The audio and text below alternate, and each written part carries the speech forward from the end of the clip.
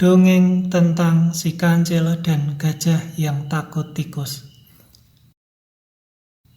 Pada suatu hari, si kancil berniat berkunjung ke kediaman si tikus, sahabat lamanya. Pagi-pagi sekali, si kancil sudah mulai berangkat dari rumah. Agar dia tak terlalu siang tiba di rumah si tikus tinggal di sebuah kawasan kecil di pinggir hutan. Tempat itu sangat indah karena terdapat sebuah danau kecil di dekatnya. Si tikus tinggal secara berkelompok, terdiri dari beberapa keluarga dan dipimpin oleh tetua tikus yang menjadi sahabat karib si kancil. Akhirnya, setelah berjalan hampir setengah hari, si kancil tiba di perkampungan tikus dan disambut gembira oleh si tikus sahabatnya. "Wahai kancil sahabatku, sudah lama kita tidak bertemu. Tapi kau masih saja kurus tak gemuk-gemuk," canda si tikus menggoda. "Ah, benar. Sejak peristiwa terakhir kali kita bertemu dengan singa, hingga kini kita baru bertemu lagi. Tapi anehnya, badanmu tetap saja kecil tak tinggi-tinggi," si kancil membalas canda sahabatnya itu. Mereka memang sudah lama tak bertemu. Sejak peristiwa si kancil menolong si tikus dari sang singa, bahkan karena pertolongan si kancil, si tikus dan sang singa akhirnya bersahabat. Kedua kawan lama itu bersenda gurau dengan hangatnya mengenang masa lalu mereka.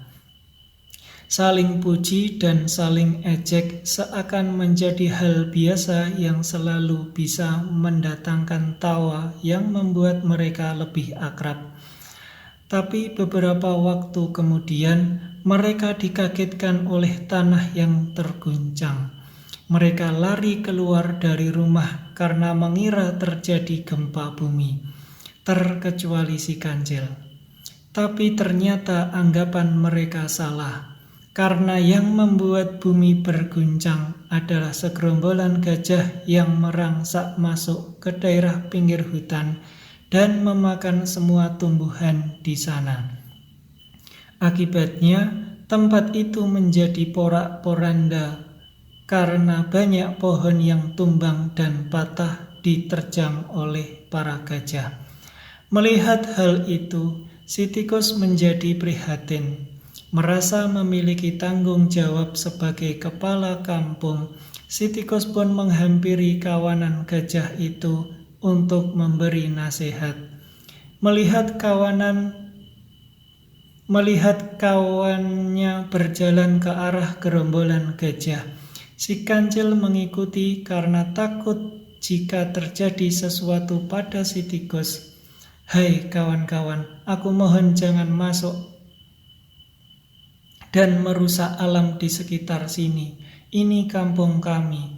Jadi silakan kembali dan mencari makan ke padang rumput tempat biasa kalian mencari makan.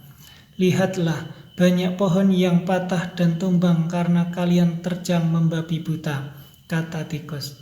Mendengar ada yang berkata pada mereka, gerombolan gajah mencari-cari dari mana arah suara itu muncul. Lama mereka mencari, tapi tak melihat satu sosok yang mereka lihat.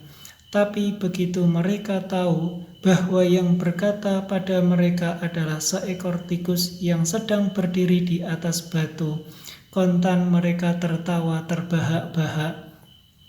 Lalu datanglah satu gajah yang cukup besar, menghampiri si tikus yang ditemani si kancil di sampingnya.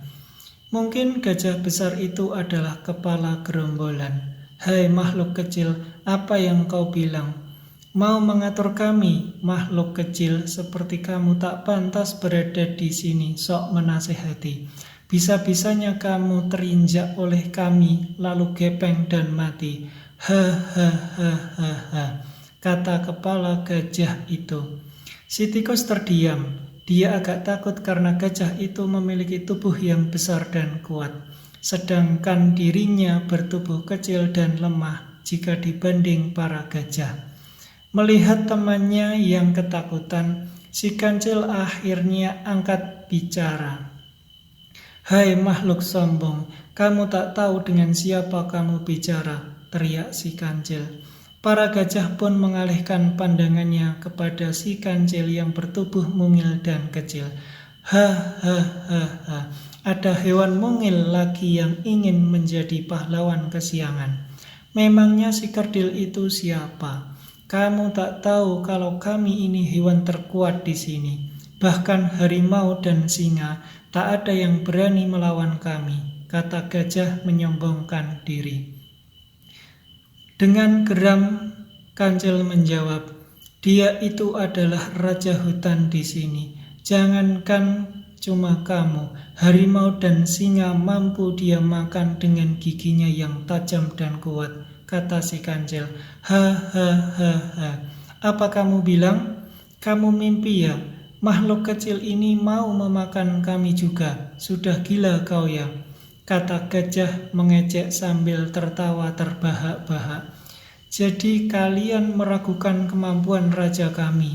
Mau bukti?" tantang si kancil. "Buktikan kalau kamu memang benar begitu.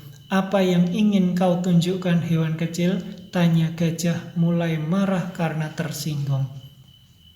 "Baik, apa kau mampu memakan batang pohon dan kayu?" tanya si kancil. "Hah, gila kau. Mana mungkin ada hewan yang mampu memakan batang kayu. Bahkan gigi singa dan harimau yang tajam tak akan mampu memakan kayu," kata gajah. Seakan tahu dengan siasat si kancil, si tikus berusaha sok angkuh dan berani. "Rajaku ini giginya sangat kuat dan tajam. Jangankan daging kalian, batang kayu yang besar pun tak menjadi masalah untuk dirinya. Mampu dia robohkan dan dia makan," kata si kancil. Ha, dua hewan kecil yang gila," kata gajah semakin mengejek. "Baiklah kalau kalian tak percaya. Tapi jika semua kata-kataku mampu dibuktikan, kalian harus bersedia menjadi santapan rajaku ini. Dia sudah cukup lama tak makan daging gajah. Kalian jangan lari ya," kata si kancil menantang. Si kancil lalu memberi isyarat kepada si tikus untuk melanjutkan tugasnya. Tikus pun lalu menuju sebuah pohon yang cukup besar, lalu menggigit batang pohon itu, mengeratnya hingga pohon itu lama-lama terkikis dan hampir tumbang. Melihat hal itu, para gerombolan gajah menjadi kaget. Mereka mengira bahwa tikus memang kuat dan mampu memakan segalanya termasuk mereka. Tanpa menunggu komando, semua kawanan gajah itu lari kalang kabut mencari selamat karena takut jika tikus benar-benar akan memakan mereka semua. Melihat hal itu, si tikus dan si kancil tertawa geli. "Ya, lari sana. Tapi jika sampai rajaku bertemu kalian lagi, maka dia akan memakan kalian hidup-hidup. Ingat itu, gajah adalah hewan yang memiliki ingatan yang cukup kuat." Semenjak hari itu, kawanan gajah tak ada lagi yang berani ke tempat itu. Bahkan setiap gajah bertemu dengan si tikus, mereka akan merasa ketakutan karena takut dimakan olehnya. Dan itu terus berlanjut hingga saat ini dan menjadi sebab kenapa gajah takut dengan tikus.